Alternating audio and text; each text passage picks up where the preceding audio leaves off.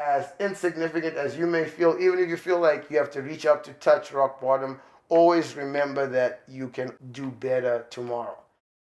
So you're originally from Africa. What nation? Zimbabwe. I'm Zimbabwean. Most people know the country as Rhodesia. Okay. Yeah. So you were a student when you were there. Were you looking for a career at that time? No, not at the time. I mean, initially when my career, I didn't like most people like gradually fall into their career. With me, it like hit me one day. I was at school. I was working out, not working out. I saw a missionary working out. I had never seen anybody working out before.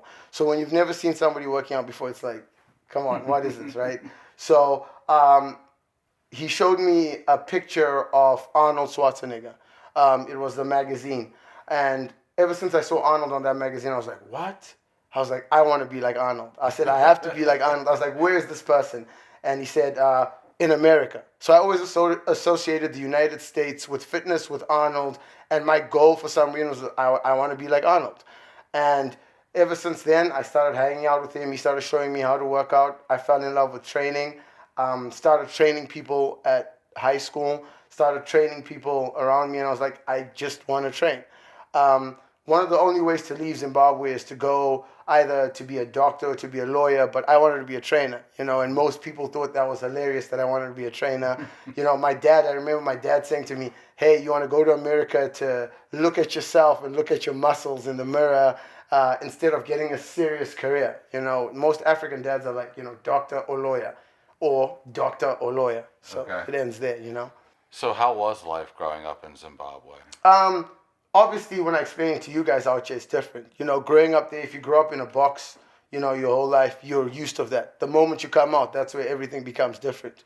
There's a lot of stuff that goes on there that's not fair, that, in terms of whether it's the government doing stuff or whether it's, people having quarrels amongst themselves, which used to be settled traditionally. Then you've got, soldiers from other countries coming in to try and fix things, but they're not actually fixing things, because where tribes used to settle things comfortably, or people used to settle things comfortably, you've got soldiers coming in trying to fix things, and the one side sees you communicating with them, and they don't take that as fair. They take it as you sided with them. It's no longer being held traditionally. And, for a lot of reasons, a lot of people in my country don't like people, from, the United States. Not people in general, because before I came here, the only thing that I ever saw, about you guys was, tanks, planes, guns, and your president. Then to come here and see that, there's just regular people, happy people, walking around, that was a shock to me, because from what I used to see, all I used to see was military based. I never thought you guys would have regular people like just walking around. And then the only place I ever saw a tank was the Dover Air Base, So Okay. Yeah. That was one of my questions too, is how do the people of Zimbabwe view Americans? I mean, like most countries, most people think you guys are spoiled. Okay. Most people think you guys, take things for granted. I mean, obviously coming from a third world country, there's a lot of things that just has come to me as a culture shock. And obviously being here a while, I've sort of adapted to it. But I mean, just in terms of being able to have frequent meals, just in terms of, just water everywhere. People see water everywhere. You've got water in your sink, you've got water in the toilet, you've got water coming out of here. There's water everywhere. I brought water with me. Yeah, you brought water with you. Yeah. For a lot of people, you have to purposely search out water to go get water for where water is. Other than that, you're not going to find water. So for a lot of people, it's, they think you guys are spoiled, but a lot of people don't also understand that you guys out here have your people that are suffering too. I think one of the things that, misconceptions about America is that everybody's doing great, everybody's doing well, everybody's doing amazing, and that's not the case. I do multiple charity events here where a lot of people aren't doing good. There's a lot of people that aren't doing as good as some of the people back home. Do you know what I mean? I feel like everywhere you go, there's people that aren't doing good. I feel like you have to live in both places to kind of judge the other place. Or I don't judge either place. I just think one place is ahead of the other place. Mm-hmm. And hopefully at some point, Zimbabwe catches up. So what brought you to the U.S. and how old were you at that point? I first came with the Rotary Exchange. I think I was 16, turning 17. I came here with the Rotary program. Initially, it was to study, but all the time along while I was training, my goal was I was going to open up a gym, and once I opened up my gym, I was going to franchise this gym. How I was going to do that was I was going to find how I was going to train. Once I started finding out how I was going to train, I was going to learn from specific places that I was going to be able to take care of my clients from as young as age 13 to as old as age 95. So how I did that was through the time I was at the Rotary Exchange Program, I came to the United States. I was sponsored by various families, and I stayed with 3 different families, and I went to high school here. High school here is totally different to high school back home because we have, you guys have up to 12th grade, yes? And then we have up to 16th grade. Yeah. So I mean 14th grade. So we've got an extra 2 years on you guys. So with the extra 2 years, it's a lot more learning. You guys go to college a lot quicker than us, and then we then go to college. So with that, I missed part of school back home, which initially for me was okay.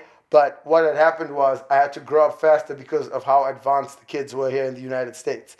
You know, 95%, I'd say 98% of the schools in Zimbabwe wear a uniform.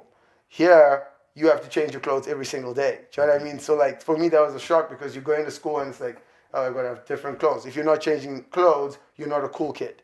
You're not the kid that's in. You're not. You know what I mean? Like it's a challenge in that sense, and as well as just in terms of socially, American kids, because of the internet and all that stuff, they're way ahead.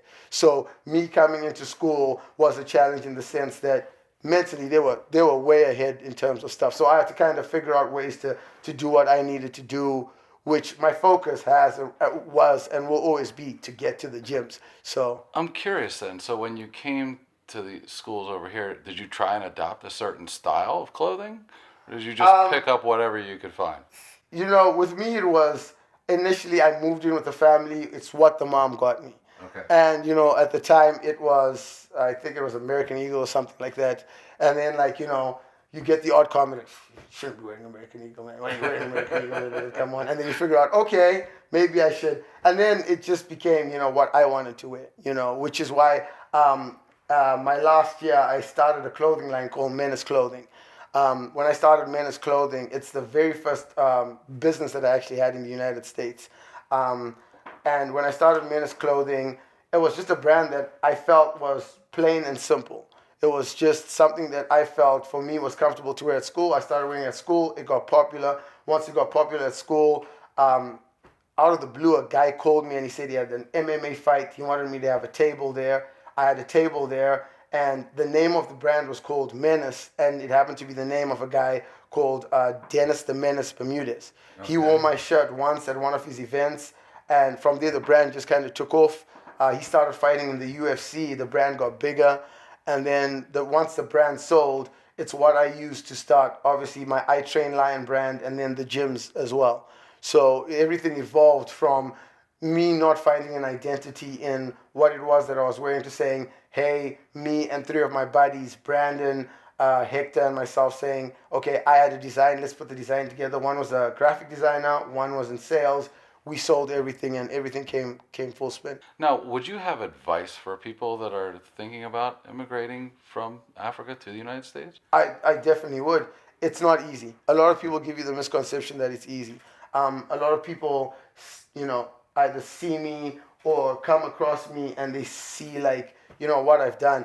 They haven't seen, you know, the start of me being back home and me failing multiple times trying to make this happen. I think a lot of the times when people are interviewed or spoken to, you get to see the good side of things. There's a lot of tough sides of things.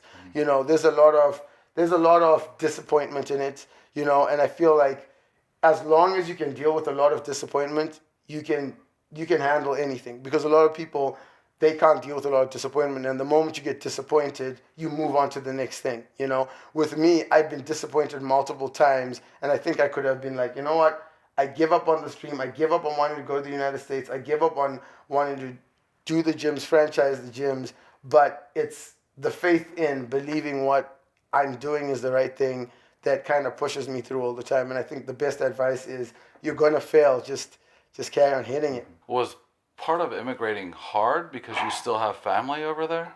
It's always tough, because my family's still over there. My family stays there.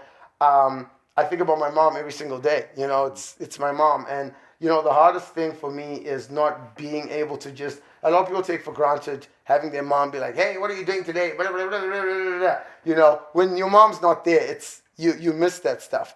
But ultimately, I'm doing this for my mom. I'm doing this for my cousins. I'm doing this for everyone else back home. I feel like just whether you want to say you're African, African American, whether you want to say you're black or whatever it is, just in our culture, there's not enough being handed down. Do you know what I'm saying? Like wealth gets to a point, and then people take care of their wealth, and it's like, oh, it's for us. And that's my personal opinion. Not everybody's, but I feel like if I can create enough wealth to pass on to my son, to pass on to my cousins, to pass on to that, to keep on to my family, we should be able to have, a family of gyms or a family of whatever. There's no reason that, we cannot have what other people have. But it has to start with somebody in your family saying, hey, I'm going to make the sacrifice of not being with my parents so that can happen for them. Because, for a lot of my traditional line, it's grow up, work for somebody, die, grow up, work for somebody, die, grow up, work for somebody, die. And that's a lot of the legacy for a lot of people, but that's not the legacy I want for my family, I want my family to, grow up, work for me, and then work for themselves, and then work for themselves, and then create opportunities for everybody else, whether it's back home, whether it's here, a country that's, accepted me and welcomed me like no other place, There's no other place that has welcomed, like, not being home, there's no other place that I'd rather be than here because of how welcome I am here and how believable the American dream was. Do you know what I mean? And I say was. Because, obviously there's a lot of things changing, but the American dream was something that was so believable that, like, I'm on my way. Do you know what I mean? That dream that people spoke about, I'm on my way. Now, do you have family members with aspirations to come to America? Yeah, I do have family members that have aspirations to come to the United States. Actually, I have a cousin that just recently is in Atlanta. So she's been in Atlanta now for 2 weeks. It's hard because everybody wants to come over here, but not everybody can make it.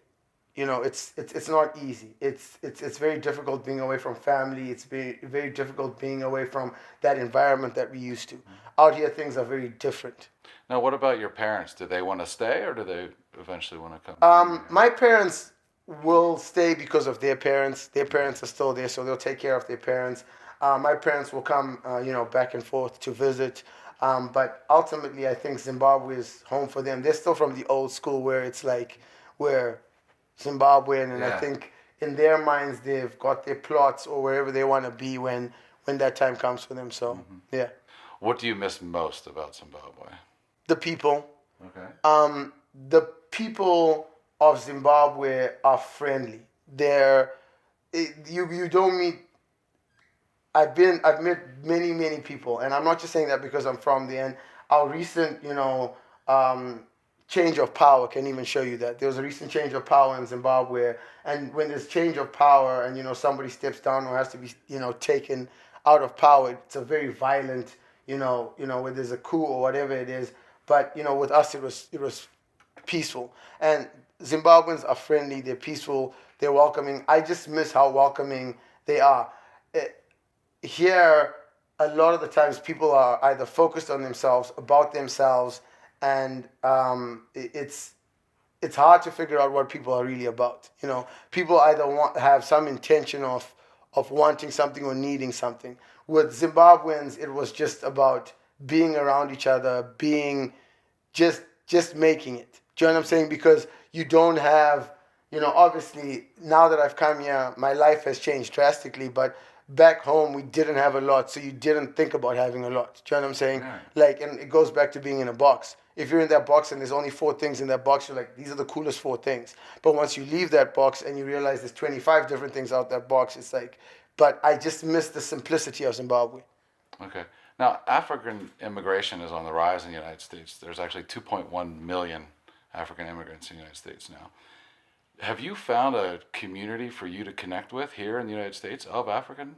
Yeah. So there's always like a mix. So you do get what they call African groups and people from Africa in general as the continent, depending on where you're from. Zimbabwe, Ghana, Egypt, Botswana, doesn't matter where you're from. A lot of people have the confusion that when you say Africa, they think that Africa is the country.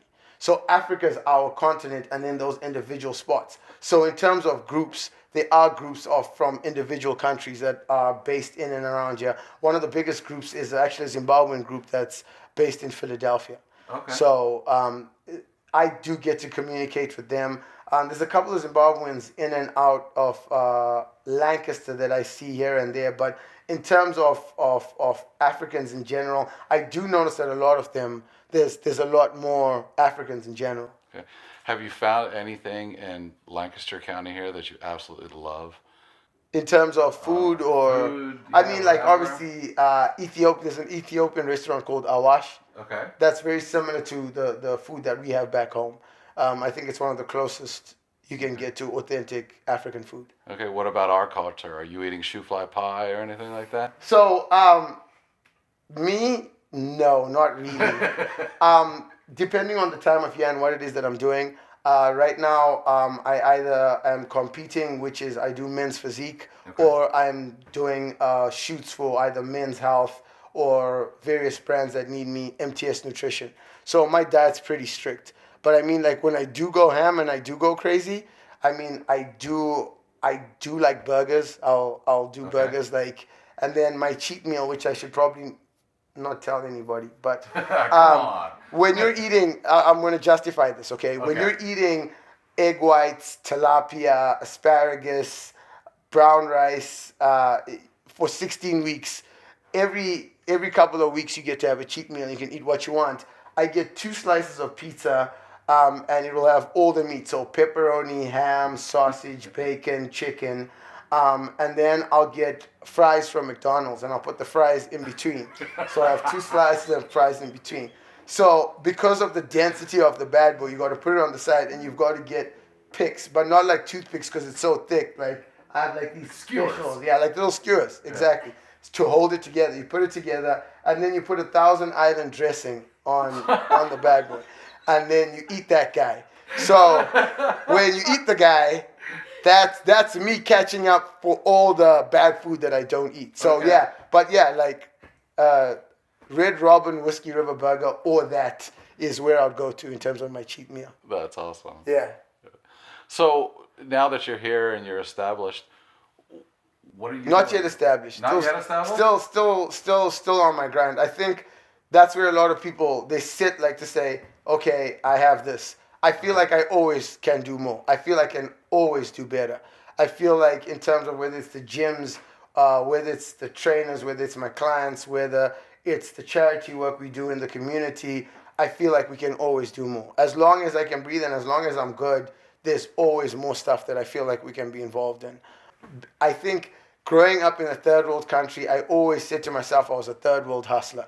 You know, Okay. yeah, like anywhere on God's green earth, I'll show you my worth. So it doesn't matter whether if had I stayed home, had I been here, had I been anywhere. Like I've just always, it's people call it ego, but it's like I've always bet it on myself, and I've always believed that Wayne's got it. Like I've always said, Wayne's got it. Okay. Like every morning I took to myself and I'm like, Wayne, you've got it. Okay. You know. So this all seems like a success story. Is there a horror story somewhere in your past? Yeah, I think everybody has, you know, their horror stories. I think for me, my horror stories, everybody has a story, whether it's good, bad, terrible, ugly. I think we all have versions of a story. I think I could tell you one of the most terrible stories in the world, but I'm more of, you know, everybody's individual story is their story.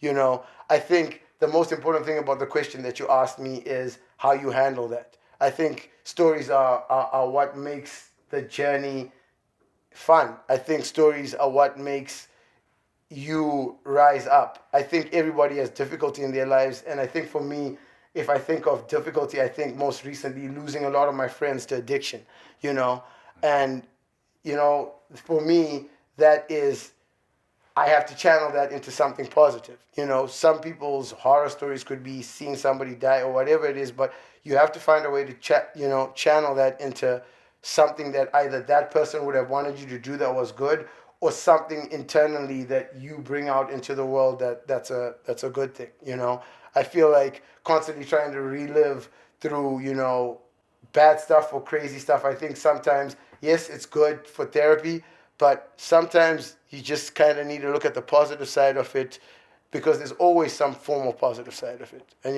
losing some of my friends this year, the positive side of all of that was I started getting involved with groups that do stuff that involved with people that had stuff with addiction. Okay. For a long while I was just solely focused on women, children, people that I thought needed help, and I never really saw addiction as something that I needed to help with. Do you know what I mean? I always thought somebody needed to be strong, and having my friends go through that, I think, made me understand it more. And that's the positive that I saw in that, to say, okay, this is me, I need to get involved in it more. Yeah. So how are you getting involved?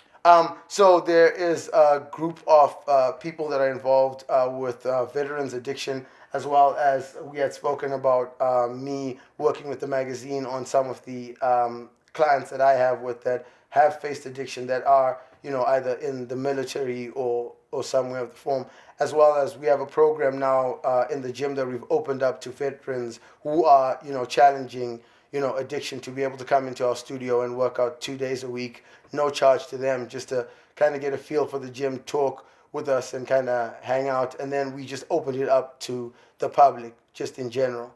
I think for a lot of people, the misconception is, people can just stop taking whatever it is they're taking. And we're all addicted. I'm addicted. I'm addicted to working out. Everybody's addicted to something. There's people that are addicted to jumping into a car and going around the track 500 times.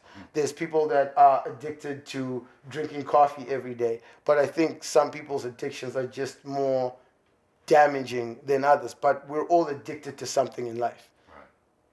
It's just, we're all addicted. There's something in your life. I don't care who you are. There's that something in your life that you cannot go out without. And for some people, that just happens to be, a drug of some sort.